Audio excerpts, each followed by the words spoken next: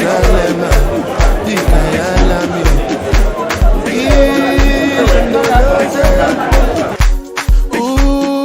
Ambenami, Zungangishilana, Jerusalem, Ikayalami, Ilondoloze, Ambenami. Et dès à présent, nous demandons à l'assistance de bien vouloir se mettre debout pour accueillir le secrétaire général du parti, M. Éric Jean-Baptiste.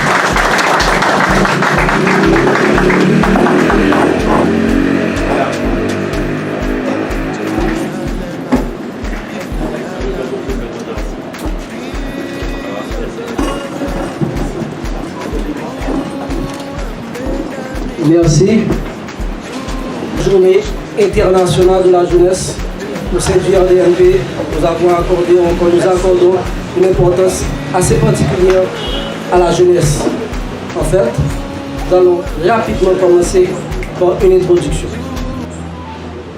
Monsieur le secrétaire général, monsieur le secrétaire général adjoint à la culture et à la jeunesse, monsieur le coordonnateur du comité directeur de la jeunesse, Madame Marjorie Séjour, Monsieur Robert Pierre, Madame Michael Parison, membres, partisans et sympathisants du Rassemblement des démocrates nationaux progressistes.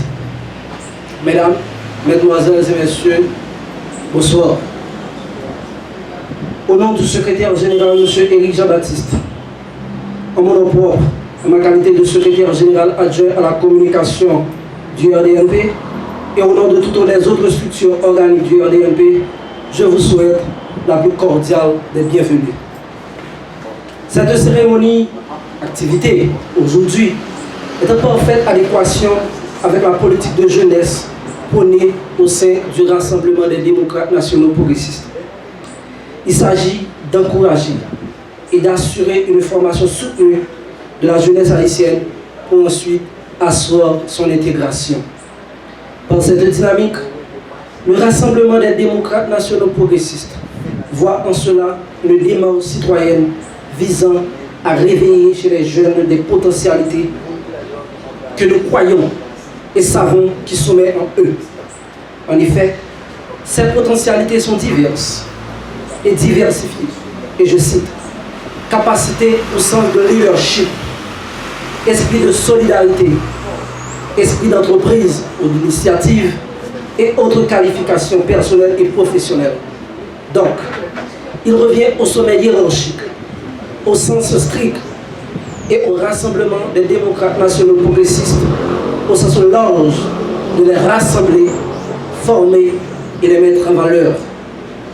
Cette prérogative, aussi noble soit-elle, n'est de l'apanage exclusif de nous-mêmes, d'aujourd'hui. On le doit au brillant appel altruiste de l'été 1980, dans laquelle notre feu secrétaire général du Rassemblement des démocrates nationaux progressistes, ex-président constitutionnel d'Haïti, son Excellence, M. Leslie François Senghor Maniga, honnête et je cite, un appel aux forces vives de la nation, c'est-à-dire aux 7 piliers locaux possibles du renouveau démocratique, national et progressiste, parmi lesquels la jeunesse haïtienne. Ce vibrant appel, à la fois altruiste, démocratique et citoyen, est encore d'actualité dans cette conjoncture sociale, économique et politique, où la jeunesse de notre pays fait face aux adversités et aléas de tout acabit.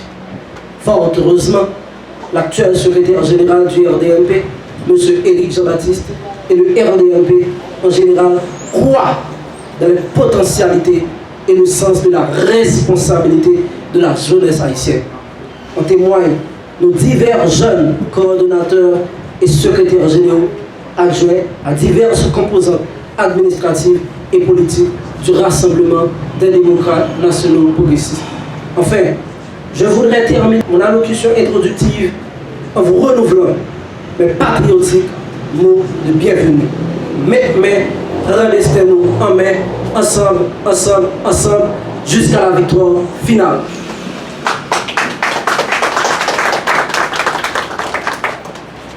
On va faire place à Manuel Ismé pour l'hymne national. Pour le pays, pour les ancêtres, marchons unis, marchons unis dans nos rangs pour toutes les douleurs du sort. Soyons seuls maîtres, marchons unis, marchons unis pour le pays, pour les ancêtres, marchons, marchons, marchons unis pour le pays, pour les ancêtres. Merci.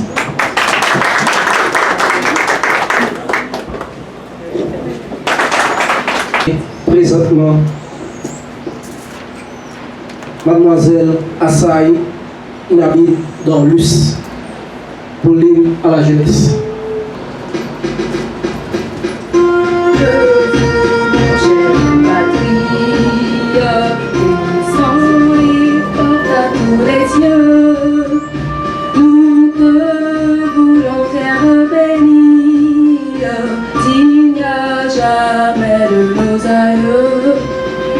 Libre et prospère, ils t'ont légué à leurs enfants nous qui t'aimons avec ardeur dans la mêlée.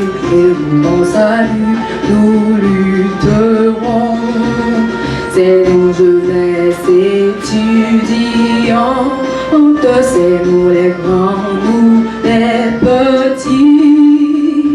Demain, la gloire d'Haïti, les cœurs joyeux, l'âme fervente, toujours en avant nous tirons, la tête attirée les fronts, en avant tous et dans les verbes, car nous vous faire sentir que par-dessous notre épidème coule sans pur prêt à jaillir pour te laver, pour te défendre de toute injure à ton renom. À tous ceux-là qui veulent prendre à te salir, on dira non. C'est nos jeunesse étudiantes, c'est nous les grands, nous les petits.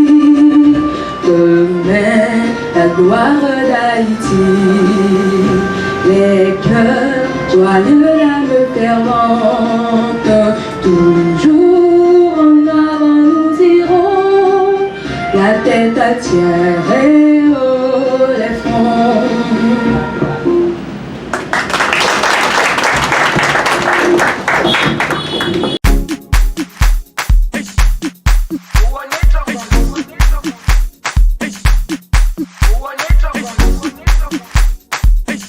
Que l'unique force et motrice qui est capable de faire des nouvelles, et bien changement réel brillant, nous passer par la jeunesse.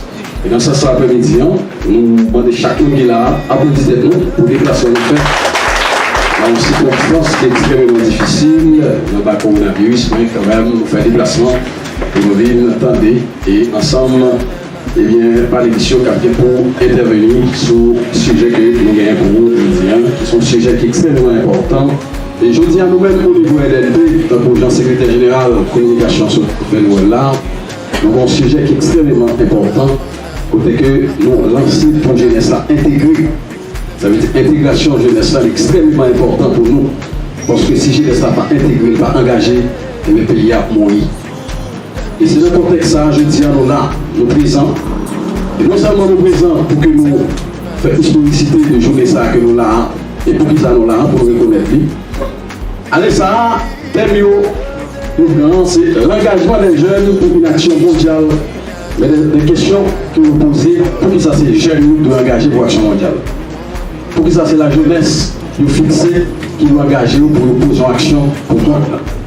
Parce que là, estime qu'à travers le monde, nous avons à peu près 1,2 milliard de jeunes. Nous, le monde, ça, c'est jeunes. Ça veut dire qu'on varie de 15 à 24 ans. Et sans tranche d'âge, il estime que le monde, la compagne, si je ne vais pas faire appel avec nous. Et c'est pour ça que nous disons, engagez-nous pour nous poser un acte pour le monde. Et dans cette présence-là, en tant que jeunes, il faut que nous connaissions l'important dans la société haïtienne. Non pas dans la société haïtienne, mais dans le monde. Et après ce déplacement, parlez de ce pour nous, s'il vous plaît. Et merci beaucoup, et nous souhaitons nous bienvenus, et nous souhaitons nous attentifs, et question on a pris pour nous faire échange avec Panélicio. Et attendez, soyez attentifs, et merci encore pour le déplacement.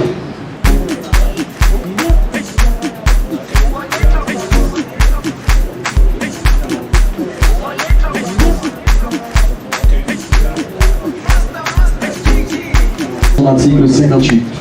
Les personnes suivantes sont nommées. Mike Taylor, coordonnateur. Raphaël Saint-Junior, coordonnateur adjoint. Cher-Enfant Youvlin, prisonnière. Dorval Santa, secrétaire. Doris Assenaïne, conseiller. Et arrêter ça, il y a entré en vigueur de sa publication. Nous savons là, c'est mon qui nommé dans le cabinet structure jeunesse partie, qui a une mission pour travailler sur tout le pays, pour former les jeunes et pour faire jeunes connaître qui ça aide à payer. Parce que, ouais, la première est bien grande, c'est la jeunesse. Ça veut dire que quoi dans le jeune? Je veux dire, nous-mêmes qui sommes là, sont signes qui montrent que le parti a ouvert. C'est mon parti qui fait bien à la jeunesse. Et nous nommons pour le travail, non seulement des concerts avec le secrétariat jeunesse, mais nous nommons pour le travail sur tout le pays, pour toute partie en général. Et c'est dans ce sens-là, nous disons, chaque côté nous est mondial. Nous désormais membre à part entière, cabinet de jeunesse partie. Merci beaucoup.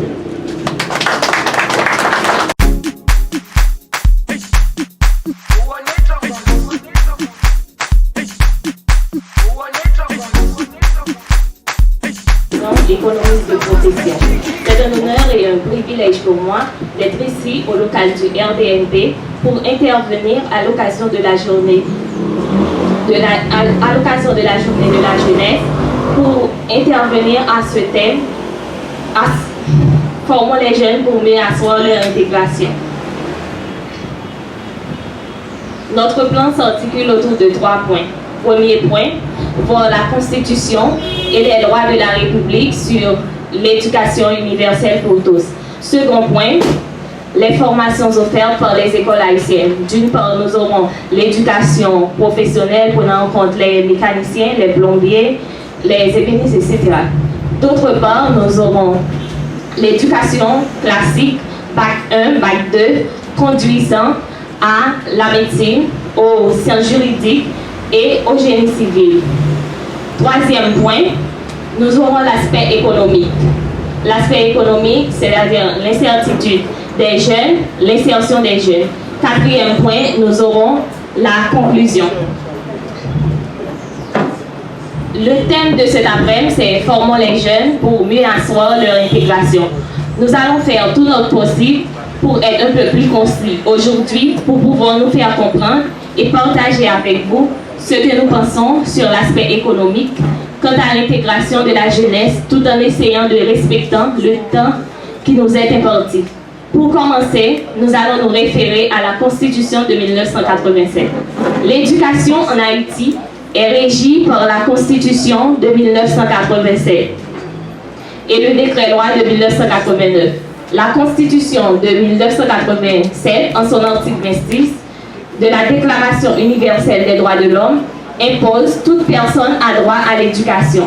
L'éducation doit être gratuite, au moins en ce qui concerne l'enseignement élémentaire et fondamental. L'enseignement élémentaire est obligatoire. Ça veut dire qui ça? Ça veut dire n'importe monde que tu es riche, que tu es pauvre ou tu as droit à l'éducation. Pas de discrimination dans ça. Pour entamer le second point, nous allons voir les formations offertes par les écoles haïtiennes. On ne saurait passer outre de l'aspect éducatif, car c'est l'aspect éducatif qui va générer l'aspect économique. De ce fait, les formations offertes par les écoles haïtiennes sont parfois font face à d'énormes problèmes. Ça nous capable de dire, si nous regardons les formations professionnelles, si nous avons l'école professionnelle quelconque, si nous prenons l'école professionnelle X, nous avons que les grands programmes. Si nous prenons l'école professionnelle Y, nous avons que l'autre programme pendant que c'est la même option que vous gagnez. Qui donc, le secteur éducatif là fait face à un pile problème parce que étudiants avec ça nous capable les étudiants n'ont pas accès à une éducation de qualité, programme pas vraiment adapté à la réalité, il y a un manque de connaissances dans certains domaines dans le pays. Pour l'éducation classique, là, qui ça nous capable de dire, nous avons un exemple probant qui c'est, si nous faisons référence à la République dominicaine, nous avons que si nous sommes dans la dernière classe, avant que nous entrions dans l'université, nous avons canalisé, nous avons orienté vers le métier que nous ciblons. Mais c'est différent pour nous en Haïti, nous pas fait ça nous-mêmes. Ça, c'est un problème lié. Qui donc, le système éducatif n'est pas équilibré. Pour l'aspect économique, là, qui ça nous capable de dire, les jeunes fait face à ça pour les incertitudes. Incertitudes jeunes, ça veut dire que les jeunes, marché de travail, ils ne pas créer emploi.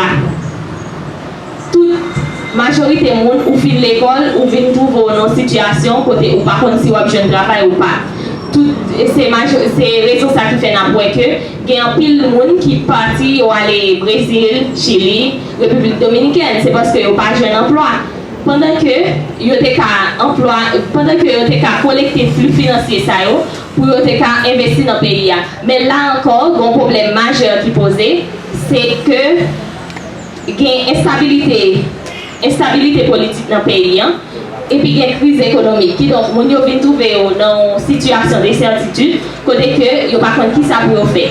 Chaque année il y a 180 000 jeunes qui âgés de 18 ans qui est arrivé sur le marché du travail là. Taux de chômage là à la hausse chez les jeunes, environ de 90%. Pour bien comprendre le marché du travail là, nous devons prendre 3 secteurs pour nous évaluer. Nous avons un secteur privé qui crée à peu près 290 000 emplois par année. Secteur public là c'est 74 000, secteur informel là c'est 1 500 000. Mais c'est secteur informel là qui crée plus d'emplois. Parce que si nous regardons, nous avons plus micro-entreprises dans le pays. 95% d'entreprises, c'est des micro-entreprises. Micro-entreprises, ça veut dire petites entreprises. Chômage là en Haïti, il est structurel, il n'est pas conjoncturel. Et si on fait une évaluation, on voit que le chômage est affecté surtout les jeunes, plus spécifiquement les femmes. Parce qu'il y a un pile de filles qui ont aimé travail, mais il y a un pile de disparité en termes d'emploi. Les Allemands de travail, il y a des obligations que vous faites parfois qui ont contexte sur ça. Mais si on regarde pendant 30 dernières années, la croissance économique nous a fait en pile. En 2018, nous avons une croissance économique de 1,7%. En 2019, si nous regardons la croissance nous a chuté de moins 0,6%. Ça veut dire, si pas de croissance économique, pas de création d'emplois. Parce que dans la croissance économique, les fait équation qui bon PIB, il faut qu'il y ait un investissement. Or, pas d'investissement dans le pays. Donc, pas de création d'emplois, tout ça vient influer sur le chômage qui participe dans le pays. Monsieur le secrétaire général, bonsoir à tous. Bonsoir, secrétaire général, les intervenants qui sont avec moi. J'étais très heureux tout à l'heure parce que j'étais au milieu de 2 femmes. Le président est venu. Il est venu, donc comme ça, il a partagé mon bonheur. J'aime bien l'intervention de Mademoiselle Paraisan, je trouve que c'est vraiment intéressant. Mais je dois vous dire que c'est très difficile de traiter d'un sujet dont la formulation répond déjà à ce qui est essentiel à dire.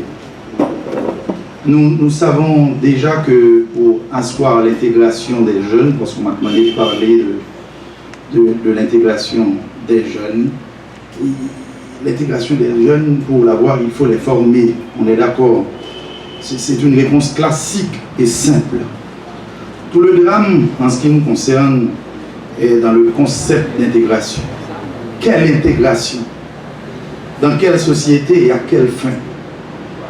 N'est-il pas important pour nous, à ce niveau, de considérer l'élément jeune? La jeune fille ou le jeune homme d'aujourd'hui fait partie de l'une des générations qui a le plus souffert de l'histoire politique et sociale de ce pays.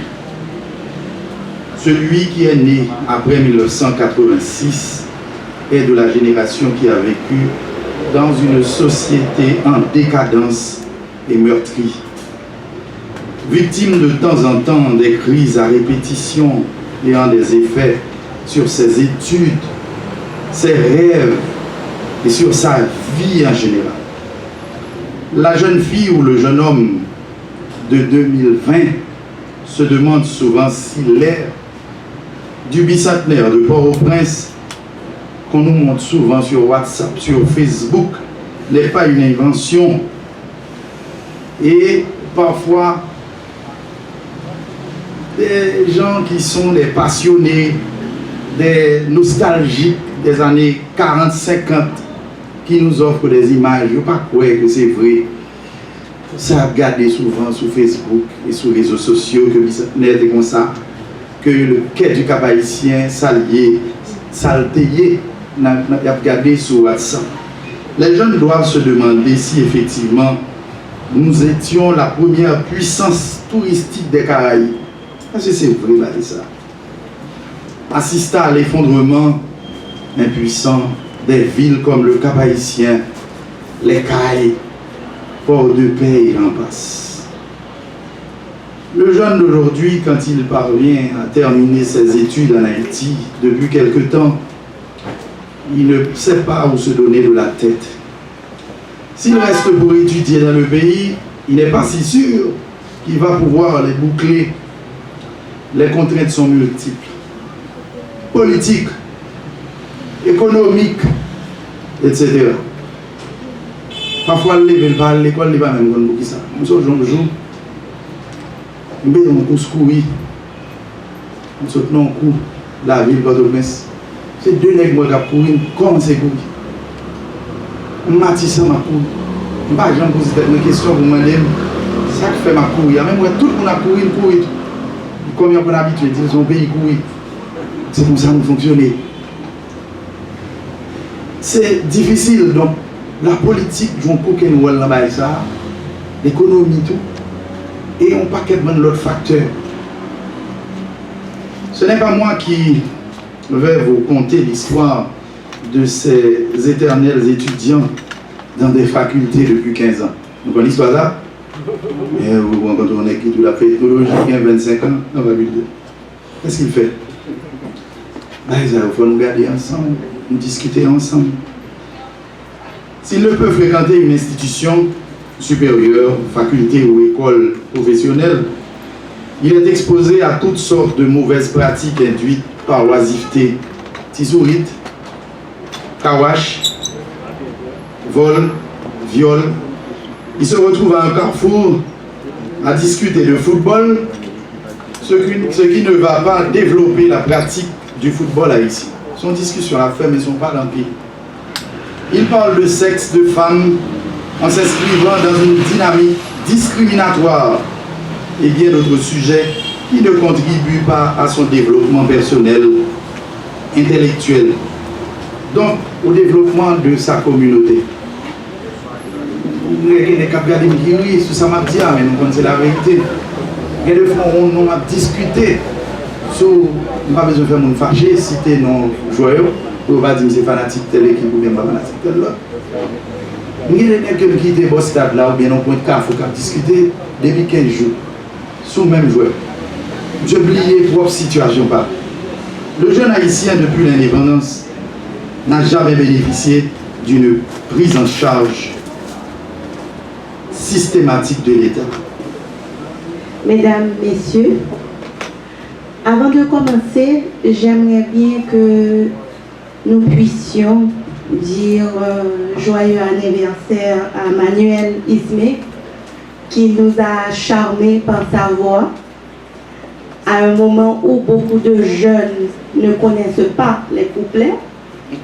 Il a fait la fierté du RDNP aujourd'hui. Donc, vous voyez, déjà, la relève du RDNP est assurée. Donc, pour commencer, je vous dis, les jeunes sont la génération de la relève et ce sont eux qui, en tant que tels, sont au premier chef intéressés par ce que nous faisons ou par ce que nous voulons faire aujourd'hui, disait le professeur Leslie Maniga. Nous avons aussi l'obligation de nous intéresser à eux d'une manière spéciale pour qu'ils puissent trouver leur fougue audacieuse et leur témérité indomptable à l'appel de la liberté et du progrès. Une prise en charge est donc nécessaire pour l'épanouissement des jeunes dans la manière dont ils se voient eux-mêmes. Si vous permettez, étant un petit peu moins jeune, il me faut mes lunettes.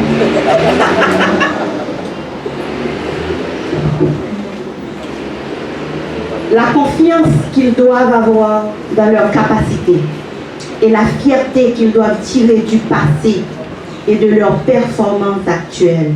La reconnaissance de l'existence d'un bien commun à tous comme fondement de la citoyenneté exige une valorisation de la jeunesse et son intégration totale dans notre société. Les jeunes ne pourront lutter, voire triompher des embûches du destin que s'ils s'identifient et reconnaissent et communient dans des créations qui leur sont propres, qui leur permettent de trouver leur dignité, leur fierté et de croire en leur génie et en l'avenir. Il nous faut garder nos jeunes dans le pays. Il ne faut plus que le Canada, les États-Unis, c'est comme ils sont carrément comme je dirais des vautours quand il s'agit de nous prendre, de nous piquer nos jeunes intellectuels bien formés. Et vous voyez avec nos jeunes quel genre de progression, quel genre d'ascension qu'ils font. Donc il nous faut rapatrier aussi nos jeunes diplômés. Il nous faut les rapatrier.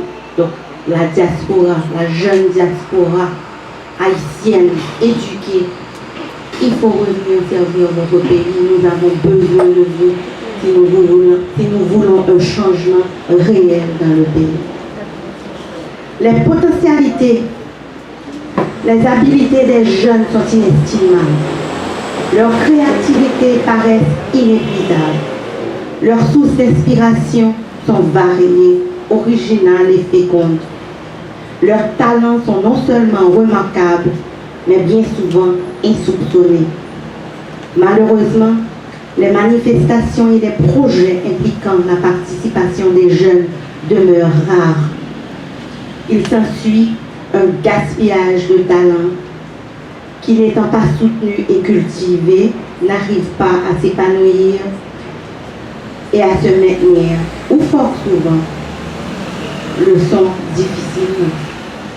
Il incombe à tout, et surtout à nous, au RDNP, parce que nous incarnons la cause de la jeunesse, de les récupérer, de les former, de les encadrer, les responsabiliser, pour imprimer chez eux, par l'enseignement doctrinal du parti, la formation politique, l'action civique, les valeurs de la démocratie chrétienne et citoyenne, tels le patriotisme, le sens civique, le respect du bien commun et de l'environnement, le respect de la vie, de la dignité humaine, la convivialité et la recherche de la paix. La presse tout, bonsoir, monsieur Elijah Baptiste. Ok, question femme, c'est lié aller directement avec parti RDNP. Oui, nous parlons. Madame Séjour sont utilisés, je crois que nous-mêmes, en RDNP, c'est vers ça que nous avons besoin. Récupération. Messieurs les panélistes, vous-même, Madame Parison, Madame Séjour, Monsieur le directeur départemental des NIP, Monsieur Marius Nivose, qui est présent, distingués amis et invités du RDNP, c'est avec un réel plaisir, après-midi, nous ensemble, là, dans l'occasion Journée internationale et de la jeunesse. Nous-mêmes dans RDNP, nous célébrons la journée à la caille, nous, dans petit caille là, vert et blanc, parce que nous voulons lancer et bailler signal clair sur qui ça, poteau, caille panoan, campé. Et poteau mi-temps, caille panoan, c'est sous force power, la jeunesse que les chita. Naturellement, ici dans Haïti, les gens qui ont 45 ans, 50 ans, 60 ans, ils sont tous jeunes. C'est qui est intéressant, mais parce que jeunesse là, c'est une mentalité, une tête non. Mais la réalité, c'est qu'ils définissent une quantité d'âge, une braguette d'âge pour le monde où fait partie de jeunesse. Et mondialement, ils disent à partir de 25 ans, on va jeune encore. Mais nous-mêmes, RDNP qui connaît comment on a l'école tard ici en Haïti à cause de situation, comment que situation économique là, coucouman nous dit que les jeunes pour nous dans RDNP, les jeunes jusqu'à 30 ans. Mais au-delà de 30 ans, vous voyez que gros jeune garçon, je vais plus pousser notre tête, ou que 35 ans, 40 ans, et que vous dites que vous êtes jeune toujours. À 40 ans, à 45 ans, vous êtes adultes responsables qui supposent gagner une voie, un chemin qui trace déjà pour vous. Mais pour chemin ça a tracé pour vous, effectivement, votre intégration que nous avons parlé, il faut que l'université faite. Mais pour l'intégration, fait tout, il faut que vous bagaille qui là. Et bagaille ça qui là. Non seulement il est capable de rentrer la connaissance qui a mis dans notre tête, mais bagaille ça tout qui là, il y a des bagailles où il retiré là-dedans. C'est ça nous-mêmes dans le RDNP, nous relève, il faut que nous changer la mentalité. Changer la mentalité avec dit qui ça pour nous. Un pile jeune qui est dans le pays, qui là, il y a tout plus gros rêve, c'est que ils ont cherché travail, ils ont des produits. Mais la réalité, 3 cas là-dedans, 90% là-dedans, pas de métier. Et ils ont tout dit, ils ont cherché travail, mais définition d'être chômeur là, ils n'ont pas gagné. Et un chômeur pour nous-mêmes dans la RDNP, c'est un monde qui a un métier dans le même, qui a cherché travail, et qui n'a pas jouer de travail. Il n'y a pas de métier du tout. Bon, on dit que il va faire route. Est-ce que vous êtes ingénieur? Non. Est-ce que vous êtes électricien? Non. Il va bâtir. Est-ce que vous êtes plombier? Non. Vous n'avez rien comme métier. On dit demain matin, il a dit que nous ne pouvons pas importer souliers encore. Est-ce que c'est cordonnier? Non. On dit demain matin, nous avons dit nous ne pouvons pas mettre pépé encore. Est-ce que c'est tailleur? Non. Eh bien, nous-mêmes, dans le cas d'intégration de la jeunesse, nous avons une vision pour l'IA. Intégration, ça le livre dit qui ça pour nous dans le programme dans RDN Petit Calaver et Blanc, ou même comme jeunes. Depuis sous ban l'école, ou pas de droit d'arriver dans le 4e, 3e, secondaire, ou pas de métier. Non, mais il faut que un métier manuel qui va permettre tout, défendre tout dans la vie. En attendant qu'on rêve pour docteur, pour ingénieur, pour avocat, métier traditionnel, mais il y a l'autre métier qui va permettre de faire transition dans la vie, qui va permettre de réussir bientôt, que nous-mêmes dans RDNP, dans le programme d'éducation que nous avons, qui pourra le mettre campé sous pied. Dans 10 départements que nous avons dans le pays, nous avons 9 là-dedans qui joignent avec l'homme. Regardez pour nous voir combien Haïtiens en règle générale qui connaissent nager. Allez ouais pour gagner pêcheur ou l'homme qui est riche, côté que nous sommes capables d'intégrer jeunesse là tout qui est capable de permettre que lui joigne travail parce que l'homme est chargé richesse là-dedans. Donc nous-mêmes, dans l'occasion Journée mondiale jeunesse, nous remercier 3 intervenants là qui vraiment pas quitté un pile espace pour nous-mêmes, pour nous ajouter grand chose, mais nous devons marquer journée et nous devons dire jeunesse pays, jeunesse en Haïti. Nous devons dire avec nous-mêmes RDNP au pouvoir, avec nous-mêmes place pour là comme potomitan là.